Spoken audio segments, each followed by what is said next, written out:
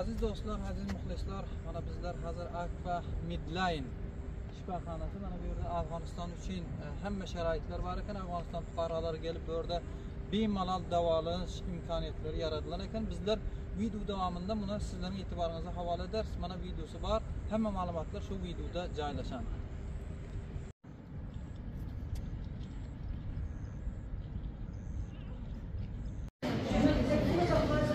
Salom.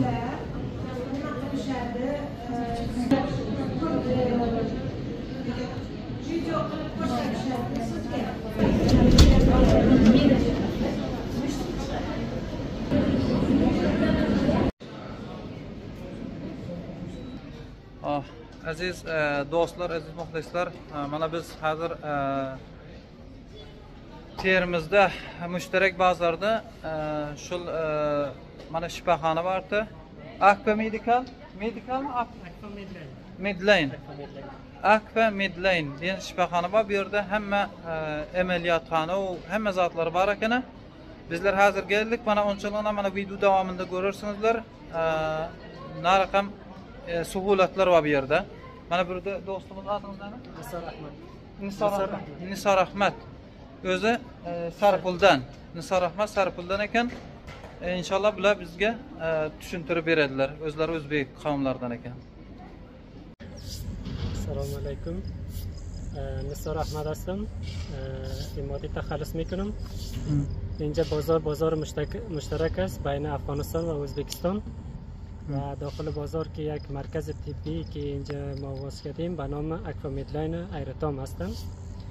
در این مرکز طبی ما که تماما امکانات های طبی اینجا تماما بخش های عملیاتی و بخش های رادیولوژی و بخش های پولیکلینیکی اینجا صورت میگیره.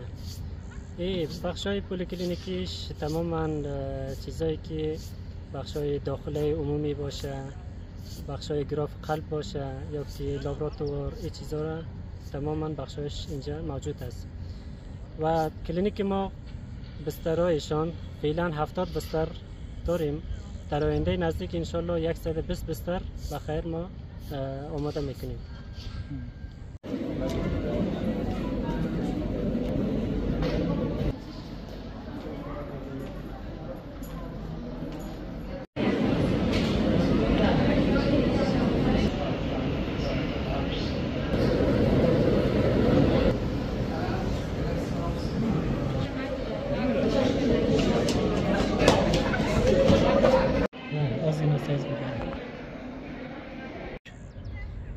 در این مرکز طبی ما از اتباع افغانستان هم بدون ویزا فقط با داشتن یک پاسپورت تا 15 روز اجازه داده میشه که در اینجا آمده زندگی کنن و تماما مشکلات های طبی و داخل بازار بخش های تجارتی چیزایشان کرده میتونن. تا 15 روز بدون ویزا داخل بازار بوده میتونن. Şimdi videonu buran joylari ki yo'qmasa kesib ketayotganga shu joyini